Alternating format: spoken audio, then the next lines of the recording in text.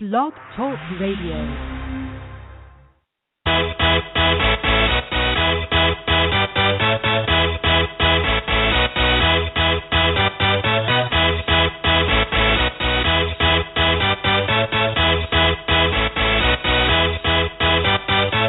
Y'all ready for this?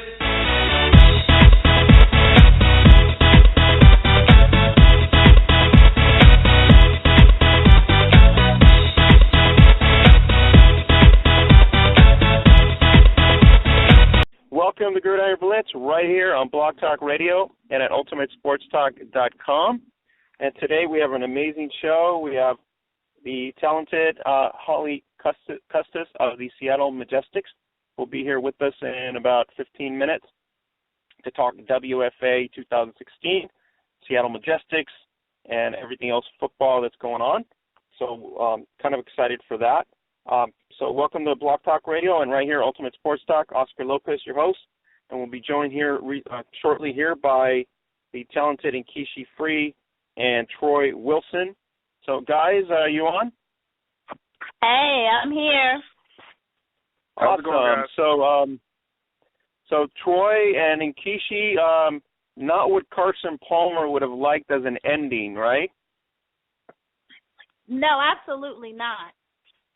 Yeah, not at all. I mean, he looked pretty bad out there. I was extremely surprised that he played the way he did. But, they had not the ending they were looking for, especially what they went through the last two seasons, the way they played.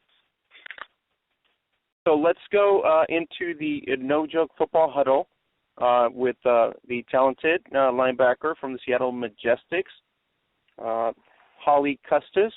And so we'll talk football a little bit in the NFL towards the latter part of the hour. But Holly, welcome to the Gridiron Blitz with Nkishi Free and Oscar Lopez and Troy Wilson. Hey, thank you so much for having me. Hey, Holly. All right. Hello. So, Holly, I know we're getting rain in California, and you guys get rain year-round in Seattle. What's going on in San Francisco with your Niners? Let's just start there since we're talking NFL. You came out right with the can of worms. So I grew up a Bay Area fan. My grandma used to live down there when I was a kid, and Jerry Rice was my hero. And it starts and ends with the front office. They have completely dismantled my team in the last maybe year and a half. And it's been kind of sad, to be honest, because we were very close to winning that Super Bowl against Baltimore, and partial thanks to the light going out. But we were right there, and then all of a sudden they got rid of Harbaugh. Half the team retires overnight, and having been, a player for 10 years, you don't lose half your team overnight without there's something going on. And so I knew it was going to be a bad year, but I think the last straw for me was when they sent Vernon Davis away, which really upset me. And but I don't know, we're bringing on Chip Kelly. We have a new linebacking coach. So things are looking up, but it's going to be a matter of, is the front office going to get in the way again, or are they going to let the people in the right positions do their jobs? So given the insights that you just gave us here, when the firestorm happened and all the players started to retire and move on, pretty much a green light that it's not a place to be, right? Is that what you're saying? Yes. I mean, of course, every year, the sport of football is very physically demanding. And, of course, you're going to see people retire. But I don't even know what the numbers were, but it seemed like every other day somebody else is retiring. And it kind of seems like people were jumping a sinking ship. And it very well could have been some of them were really wanting to retire. But it might have made their decision easier knowing, okay, well, now I don't have my all-pro linebacker, so maybe it is the time for me to go. And it just seems like it was a mass exodus. Holly, I know you were watching the game this weekend. I don't know if you've been in the same position that Carson Palmer was in. Do you feel like he made the wrong decision himself? He should have taken himself out if he felt that the injury was going to deter his team from having a good, opportunity for a title win. I mean, you're one step away from the Super Bowl. And then, looking at Larry Fitzgerald in the press conference, I mean, he's very professional about it, but deep down that somehow there was a mistake made there. The coach not changing, the quarterback, or the quarterback not acknowledging that he's at 100%. I mean, what did you gather from this weekend in terms of the Cardinals' performance against the Panthers? Well, it's tough because I'm kind of built like Carson, where if I'm injured, you have to take my helmet away. I'm just very, very competitive and sometimes stubborn. And so I get that as a competitive athlete. This is it. I mean, it's win or go home. And so in that moment, your adrenaline's going, and he wants to, get his team to the Super Bowl. They had such a great year. I can totally understand him trying to, stick it out. There was probably a point in there, however, when they started really the wheels kind of fell off the wagon, that he might have kind of had that thing in the back of his head saying, okay, maybe I really am not okay to go. But at the same time, who are we to really tell him, because he's in that moment himself and he's a competitive athlete. I can't fault him for that. And Larry is probably one of the best receivers of all time, so I just feel really awful for him because he's such a good guy. So it kind of is what it is. The Panthers are red hot, and they kind of ran into a buzzsaw. So, yeah, that's basically it. Now, so Holly, at this point, you were in New York, and we're going to talk a little bit about your book here by Sarah Centrella. So tell us a little bit about the project, how you got involved, and the opportunity, obviously, to promote this book that you obviously were featured in. So basically, Sarah and I have been basically Facebook friends for 5 or 6 years now. We're both huge Oregon Ducks fans. And so we had kind of mutual friends on Facebook, and then I learned quickly about her is that she has this incredible backstory where she was married with kids, her husband left her, and when he left, they ended up homeless on the street, her and her 3 kids. And she didn't know what to do, so she kind of, pulled herself up from the bootstraps and ended up now she works at a large corporation and flies around in private jets. And so she had a lot of internal stuff going on through that whole process, and so she started writing a blog to kind of get her feelings out. And what she discovered was she was kind of helping people in the same time that she was getting her own feelings out. And so she started to also write a book about it. And her idea was to kind of write a step-by-step process in how you overcome obstacles in your life. And she also got another idea that she could supplement her step-by-step process by interviewing people who were, athletes, business owners, musicians, artists, anybody that's been successful in their own realm but has had to overcome, obstacles in the process, and kind of pick their brains and figure out where are the similarities, what are people doing that's consistent to overcome and be successful. And so she had posted something about the book and the project, and so I started asking her questions, and the next thing I knew, I was in the book. And it's been incredible, because it was really just kind of a whim, like, okay, I'll just send a message on Facebook, and next thing I know, I'm in New York with a room full of people who every single person I talked to was just incredible and intellectual and successful, but all very down to earth and cool. And one of the incredible things is everybody that's read the book, it's helped them, and so I'm just really humbled to be even a part of it. But that's basically how it got started. And did you want to know my part of it, or? Yeah. Well, basically, my family, several years ago, we had a house fire and basically lost everything. And then 3 months later, my mom took my sister to the beach to kind of get away because it was very stressful. And they went dune buggying on the beach, and the dune buggy caught fire. And they couldn't get my mom out of the harness. So by the time they got her out, she had 3rd-degree burns on her entire back, and they had to life flight her to the hospital.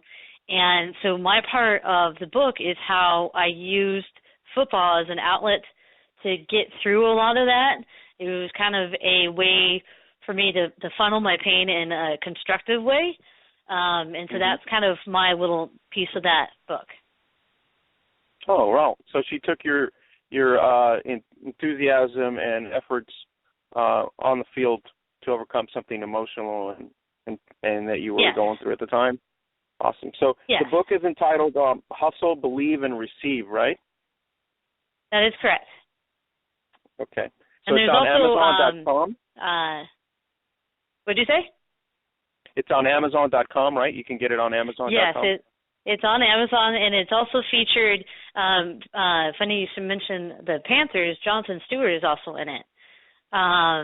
And Kenyon Barner, and an NBA player, Anthony Tolliver.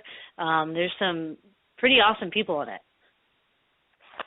All right. So, Holly, the project seems like it's very well received. I know you guys were at, I think she's been at Barnes & Noble. Were you guys at Barnes & Noble out there as well in New York? So, unfortunately, I couldn't get off work early enough to get to that part of the New York trip. But, yes, they were at a Barnes & Noble in New York, and then I think they were in a small boutique type of shop there. And then I got to go to the book release party, which is at this club called One Oak, which is a very awesome club. It's kind of the place where Rihanna takes people for her after parties. It's really nice. And then when I got back, we did a book signing at this awesome little bookstore in Seattle called Third Place Books.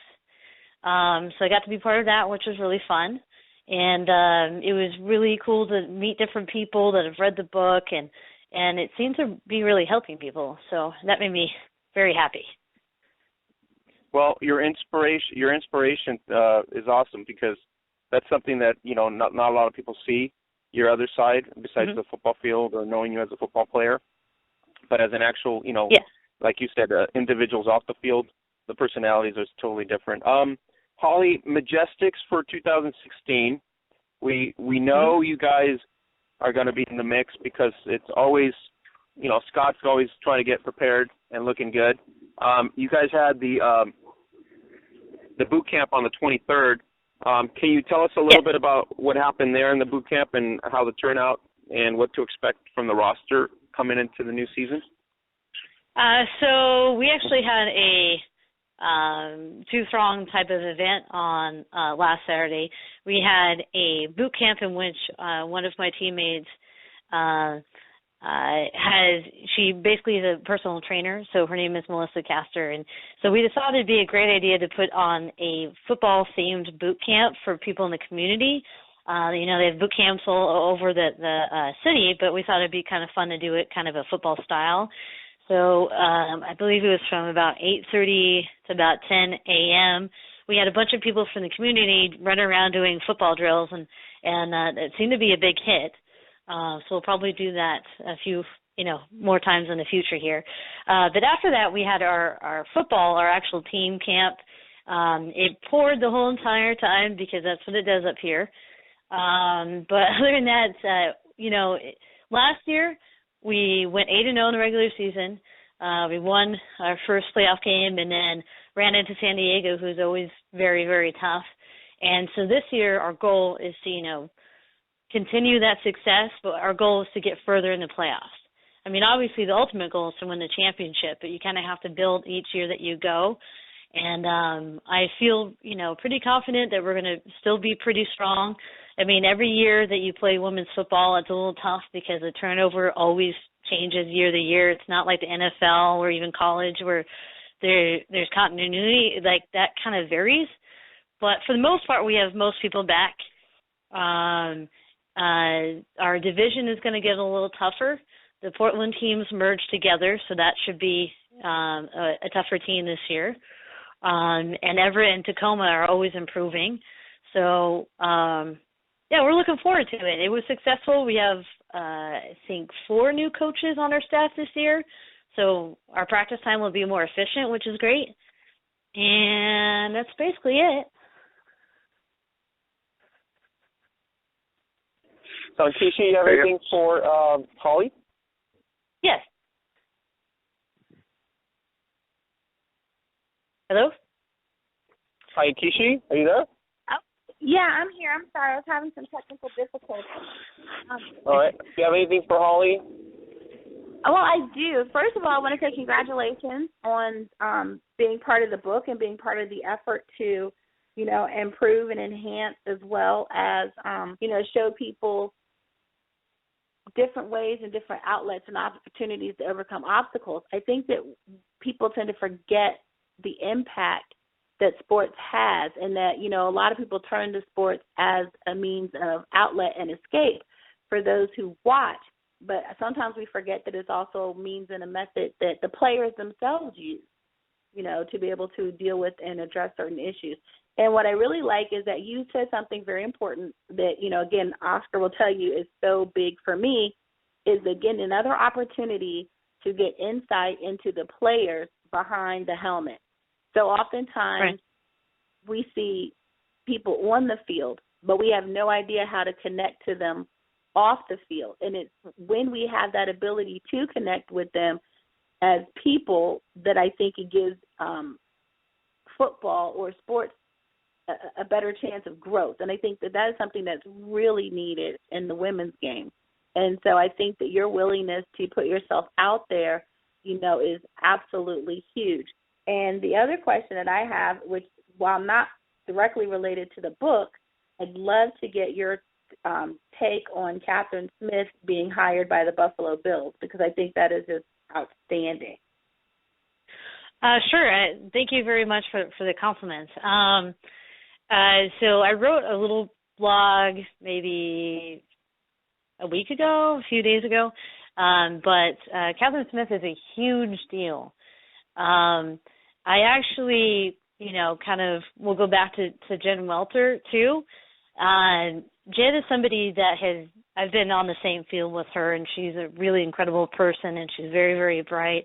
And so her internship with the Cardinals was a huge deal, and this just takes it another step further. And in my blog that I wrote, I kind of addressed basically the comments in the comment section. I always kind of think, like, if you want to see kind of the underbelly of society, check out the comment section in YouTube or Facebook or, articles. The reaction to it was intriguing to me, because it was a reminder that we have so much more work to do as female athletes, because the things that people were saying, it was evident, number one, they weren't actually reading the article or didn't actually do any research on this lady. But number two, their preconceived notions about what it is to be a female athlete, let alone somebody in playing football, it's so far off base that it's kind of scary sometimes. So I feel like her hiring as an assistant is a huge milestone, but it's also just as much of a reminder that we have so much further to go. And so she's going to continue to break down doors, but it's going to be kind of a step-by-step process, I think. So you'll see her, and I think you'll see more female coaches start to emerge. We also had, I think it's just going to continue, but it's going to be a lot slower than we want it. At least it's going to be a lot slower than I want it. Right. Absolutely. I absolutely agree with you that it's definitely going to be slower. And you're right. Jen Welter definitely help move things a step in the right direction. And, we've got a female coach with the Spurs. So, slowly but surely it's coming. And I think that it's also a fair turnabout. Most people forget that most WNBA teams, especially when the league first started, these were females coached by men. So I think that if men can coach women, then I think women should absolutely be able to coach men. And I think that this is definitely a great boost, not only to women progressing in the sport, but also hopefully an opportunity to further increase the women's game as well. I totally agree, and it's exciting. This is my 10th season playing, and I would have never even dreamed some of this stuff would be possible when I first started. I remember when I first started, I mean, nobody could really throw the ball, at least not in the leagues that the teams that I played. If you could throw the ball, you're way beyond everybody. And now teams throw the ball everywhere and play spread offenses and score 60 points a game, and there's world-class athletes everywhere. So in just 10 years, it's been a phenomenal growth. And then, the other thing I wanted to kind of plug in here is the Women's World Games is coming up in New Orleans in March that I'm going to. Have you guys studied that at all? Oh, yeah, it's on our sheet. We talked about it last week. Well, also, we try to plug it in as much as we can. Oh, I am beyond excited. I went to the first version of it a couple of years ago. I couldn't go last year because we played a preseason game at the same week, so I couldn't be two places at once. But the first one I went to was just amazing. When you arrive and you check in and they basically check you out a helmet, they put on a decal on the side of the helmet, basically with your country's flag on it. So you could look down the field and see all these different flags, and it was just incredible that, like, I didn't even know people played football in Hungary or the Czech Republic or places like that. So it was really awesome to see the international game has grown a lot, too. I think there's supposed to be over 20 countries on this one. That should be awesome.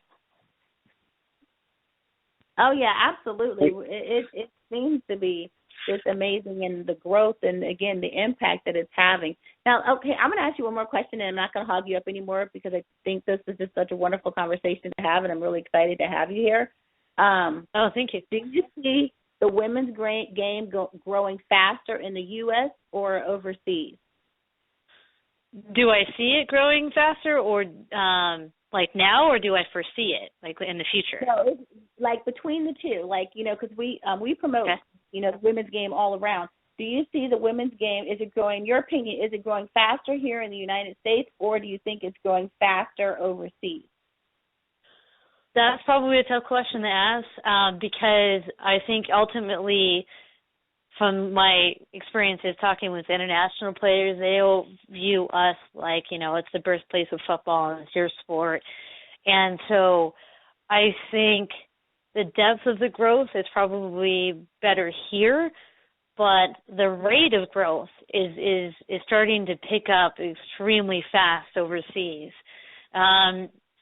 Because the first camp that I went to, some of those girls had never played before, and now there's entire leagues in these countries that didn't ever exist before. So I think it's spreading very quickly.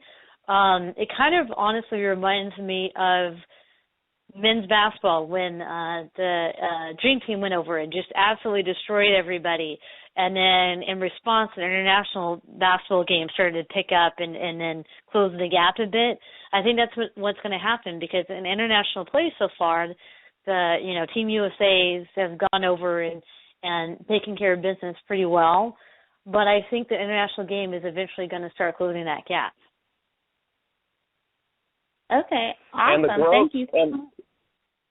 And the growth, Holly, in the places that you said, when in 2010, you guys are in Sweden and Finland are pretty top-notch leagues. The BAFA women in UK has just launched in a great program there. In Australia, we have the growth there as well. So the opportunity internationally, like you said, to get their level to a competitive state with, you guys and Canada as an example for top-tier, qualifications coming up in 2017, that's going to be pretty exciting times. And then the camp obviously just enhances the development of those players to that skill level so they can be at least relevant in terms of, gold medal or bronze medal or silver medal. So now they're aiming for a higher goal. Yes, and it's really exciting. And then for this camp, it happens to be at the New Orleans Saints facility, which, kind of wrapping back around to men not understanding, the general population of men not understanding the development of women's football. It's going to expose some people because we're going to be at the facilities of the Saints, and there's going to be a lot of people involved in the coaching aspect at that camp. that might not have really been exposed to the sport before. So I think it's going to open some eyes. Troy, you got any questions for Holly here? Yeah, speaking from a former linebacker's perspective myself, I was wondering about you guys, your off-season training. Like one of the things that we emphasize, of course, being cardiovascular health, you want to be in shape, you got to do a lot of running at that linebacker position. But also, how do you prepare as far as weight training? Because, one of the things that I used to have to do, and one of my old coaches told me this also, and I went to a football camp as a kid, and I met Seth Joyner.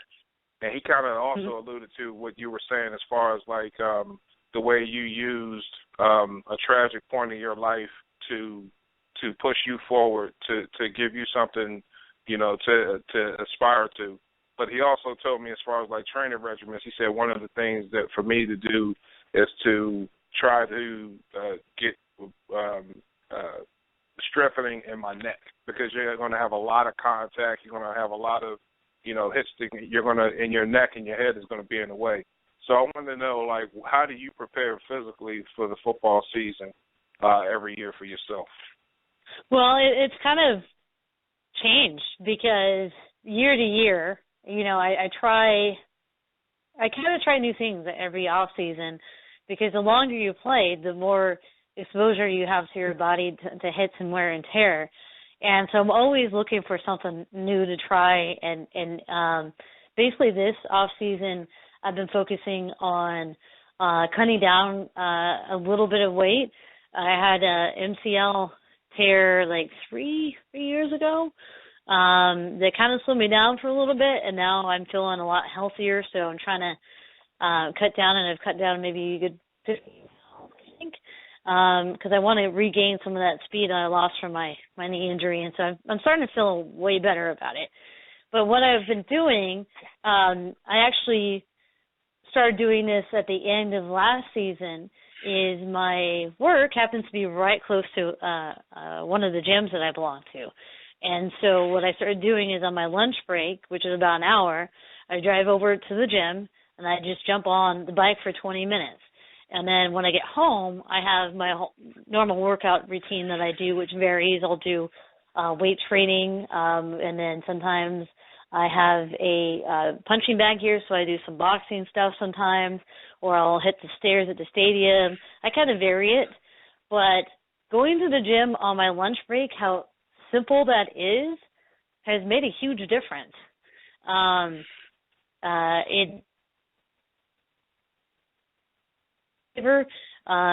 it's just one more extra workout, and that one more extra workout has really helped me.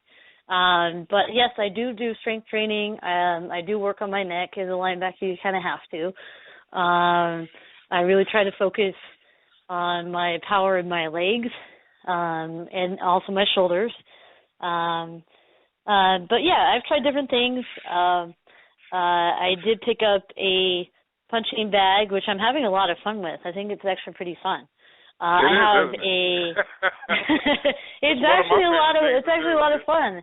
And and then I have a sandbag that I train sometimes with. My biggest thing has been variation, because sometimes I think people, you don't want to plateau and you don't want to make it boring, because the whole goal is to make it a habit. You want to change your lifestyle. You don't want to just hit the gym for 2 hours and then die and never want to go back. So I try to make it fun for myself. Excellent stuff. Also wanted to know, I know you said you were a 49ers fan and you grew up watching Jerry Rice. So what kind of made you gravitate to the linebacker position? I mean, obviously you're a mentally tough person. You got to have some leadership qualities. What made you, gravitate to that position as linebacker? I kind of made my way around to it. So when I started initially, the teams I was playing with, we didn't have a whole lot of numbers, so I played both ways. And I actually played a lot more running back early in my career and corner. I was kind of a physical corner, kind of like a Patrick Peterson, where I'm a bit, taller, I guess, than most corners. But I had a lot of fun hitting the little receivers that don't like to be hit. And next thing I knew, they moved me out to safety, and then I went from safety to outside linebacker, and now I'm a middle linebacker. And really, I think my home was supposed to be middle linebacker, but one of the things that is different about women's football is men have played since they were, like, most of them have played since they were small, right? So whenever I have new teammates that were world-class soccer players and they get frustrated that they don't get football right off the bat, I always tell them, I'm like, hey, when you started playing soccer, you couldn't hit every kick when you were 7 years old, or when you started playing softball, you couldn't, it took you time to develop skills. It's the same thing with women's football. Sometimes it takes a minute to find your home. I think I was successful at other positions, but middle linebacker, I just absolutely love it. I love it because you're in the middle of the field. I get to be aggressive, which is really one of my strengths, and I can cover most of the field side to side very quickly, and I just love it. Spoken like a true linebacker, loves to hit and little receivers. Oh man, that's I do love to hit. There's nothing like it. I don't know how to describe it to people other than it's kind of addictive. Oh yeah. Yes, it is. It's the crunch. It's the crunch. There is nothing better than to watch somebody go across the middle, especially a wide receiver, and they're running a slant route, and they go across the middle, and boom, next thing you know, they're on the ground. That is so awesome. Oh, yeah, I love doing that. And then the other favorite thing I have is in the change of possession, like an interception or like a kick return. People aren't paying attention. That's fun, too. Well, I tell you, since you love Jerry Rice so much, I am an alumni of Mississippi Valley State University. I just thought. Oh, that's where he's from. Exactly. I love Jerry because I kind of gravitated towards him because he was never the fastest, he was never the strongest, but he would outwork you. And that's kind of what I tried to take from him. Yep. And that's it. Then you know what? And I tell you, when even going back, like when I was in college, that was one of the things that they always used to tell everybody was, it's, you know, because we're in the SWAC and we're not in the SEC and we're not any of those things, and they keep saying, Jerry came from here, you just got to work, you know, and that's exactly what they tell everybody. And, you know, that's the biggest message that we have. It's not always about what you do, it's how you do it and how hard you're willing to work for it. So good on you. Thank you. Now, Holly, nobody's hauling you off to jail after all these hits and all these Troy's happiness there. That's never the case. So at this point, Majestic-wise, it looks like the division is a little bit tougher, and you talked about it. So Everett Rain, Tacoma Trauma, and what a name for that team. I mean, considering what they've gone through in the past couple seasons. But overall, Portland merging, and then you get a brand new, I think it's South Oregon, if I'm correct, that's in the mix. Yes. So the season seems to be 8 games. I don't want to. I'm pretty sure you're already well aware that your obstacle of last season is no longer playing this year. So do you foresee yourselves going deeper into the playoffs somehow in this season? Well, that's the goal for sure. I mean, that's the goal every year. I can't obviously make a prediction because in football, I mean, it's not even worth it to make a prediction because things change all the time.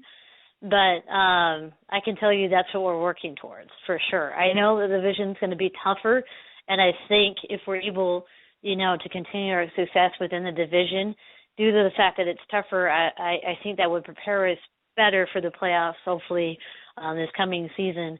And, yeah, San Diego gone is kind of, you know, disappointing. I have a lot of friends down there, and I know it's probably not very fun for them at the moment. But, you know, we're always going to try to take advantage of any window that we can take, and we're going to be working. I mean, we're already starting. So, Holly, given the division is tighter, does it appeal to you? I know Scott's talked about travel time, expenses, and everything, but it seems like the WFA has constructed a more regional, closer, you know, with limited hours for fatigue and all that. Do you like this schedule setup like this coming year than maybe in years past? Well, there's pros and cons to both versions. I think this year we've gone to a divisional system where there's 3 divisions, and Division 1's supposed to be like the tougher competitive teams. Division 2 is supposed to be kind of the majority of the teams, and Division 3 is the new teams like Southern Oregon. And so it's good, but then it's kind of hard to say, because what ends up happening is, even though we're Division 1, there's nobody close to us that's Division 1 regionally, or at least, that's kind of a relevant closeness. And so because of that, we're playing the same people that we would normally play. And then when you get to playoffs, they weigh your record kind of on I think they're using the Massey scale again to see what the seeding will be in the playoffs. And so you only play Division I teams in the playoffs. The problem is, for me, it cuts down on travel, but I think ideally, if you're just asking me personally, I think the better way to go is to just have the Division I teams play each other, and hopefully we can get to the point where we can all budget that, because that's the big issue, is the budgeting and having enough money and funds to do all the traveling. When we can get to the point where we have it's set up like the NFL, where you have 30 to 40 teams and there's only one team per major market, and everybody is very competitive, I think that's going to be a better product on the field. But we're not quite there yet. Until we get to the point where everybody can budget for the travel, this makes the most sense. Yeah, and it makes sense that way. Given the structure that's going on in the WFA, you guys are considered, you and your teammates, I would say, are considered one of the elite teams now, probably top 10 teams nationwide. How does that make you guys feel in terms of a group, that you guys are now pretty much league-wide? You are considered probably one of the elite, if not some of the elite teams with the Metro field, obviously Seattle, with the Seahawks being so well that they are, but people getting to realize that. San Diego, I know they're taking a year off, but they've only been in the league for 3 years, almost 4 years, and they've proven that they, the coaching staff there can come up and bring some good talented people. They've been in the championship twice in the finals. So given all that, do you feel like at this point there is enough? If logistics were to be okay, you feel that would have been, this would be the teams that are obviously considered top 10 would be kind of NFL style, for the WFA league wide? I think so. I think there definitely could be more teams added to it. Kind of as you go. There's some pieces in place at various teams out there that are currently Division II that I think could eventually get to that level for sure.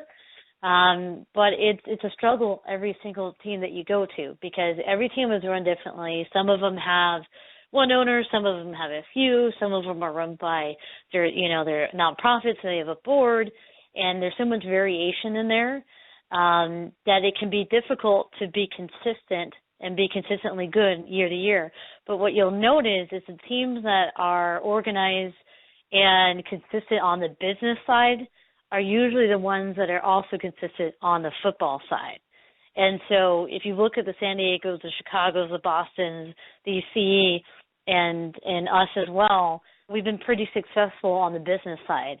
And so if we're able to get more teams successful on that side, I think you'll see it start to trickle onto the field as well. But yes, I think there's enough teams right now to do it.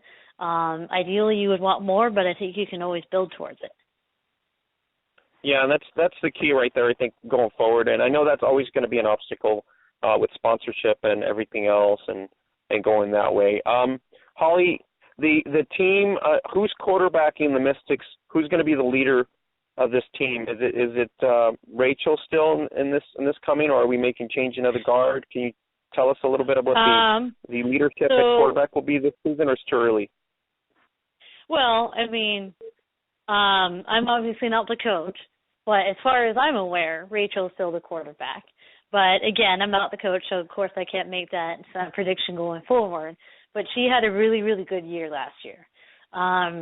She has really good composure. She does it. Not a lot really bothers her. She's pretty even keel on the field. She improved a lot in her decision making last year, and I can't see her doing anything but continuing to improve. Awesome. Well, Holly, thanks for being with us. I wish you well with the book, and obviously for Sarah as well, because that's continued success. And we want to just basically probably bring you back in the middle of the season as you get through the Portland Swing and Oregon and see where you're at here. I did catch your Captain America beanie, your little sweat all over. So we'd like to bring you back to see that. And kind of like figure out where Captain America is in mid-season with the Seattle Majestics in terms of the season that's coming up. So anything else you want to shout out to the fans out there that are listening to us and kind of give them an outlet in terms of anybody wants to try out for your team or the nearby teams? Can you let us know where they can contact you maybe or the Majestics? Sure. So, I mean, I definitely like to give a shout-out to, first of all my teammates and my coaches because, I all love you to death. Anybody interested in the Seattle area for trying out, just check out our website at www.theseattlemajestics.com. There is a place that you can sign up for the newsletter. You can sign up if you're interested in trying out and also sign up for season tickets as well.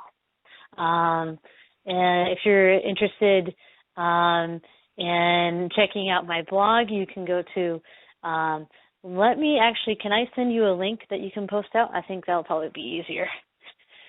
Yeah, not a problem. We can do that for you, not a problem. Rather than me, telling you the whole slash and dash, probably easier just to send it out. And so on Twitter, you can follow her at Relentless2121, right? Yes, that is correct. So you can follow her there, and you can probably get the link there to her blog. It's right there. Interesting insights, and I think people will enjoy your point of views as well. And I really loved the interaction that we had with the Catherine Smith piece, which I think, like you said, a lot of idiotic folks out there. And so it's, a label in any aspect of sport. A coach doesn't necessarily mean that you have to do everything from ground up. Just like I tell everybody, just because you're named CEO doesn't mean that you had to start at the bottom and work your way up. Just not the way it happens. And it happens in every coach realm of football as well. So, Catherine Smith, I think, will be, like you said, a very good person.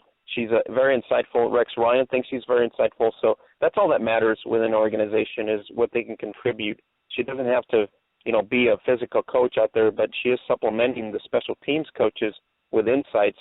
So I think that's the takeaway that we have to take away here is that, she's well worth the position, and she was given the opportunity because somebody felt that she deserved the opportunity, and that's basically where you need to be at when somebody considers you valuable for that. So, Holly, keep dry. I know that's just a bad thing, but keep dry in Seattle. We'll hope to touch base with you probably in mid-April or May, if that's the case, and I'll kind of chime in with you and see how your schedule looks like. But we really appreciate you making the time tonight, and we look forward to the Seattle Majestics this year, and hopefully we look forward to a postseason revisit again. All right. Thank you so much for having me on. Take it easy, All right. LBs forever. LBs. LBs. All right. Talk to you later. Take care, Holly. All right. Bye. All right, guys. That was Holly Custis from the Seattle Majestics, and she's from an awesome linebacker. If you haven't got a chance to see her live on film, but she's an amazing player as well as a very talented off-the-field, businesswoman. And so it's going to bode well for them this season. Seattle got ousted by the San Diego Surge early on, so unfortunately, like we talked to her right now, is hopefully that's not the case this coming year, and hopefully their division is going to be tougher, but we'll see if she hangs on. And the coaching staff has changed, so we'll see how those moves affect them overall. And Kishi, are you hanging on for us? Because I know it's close to the hour at this point. Are you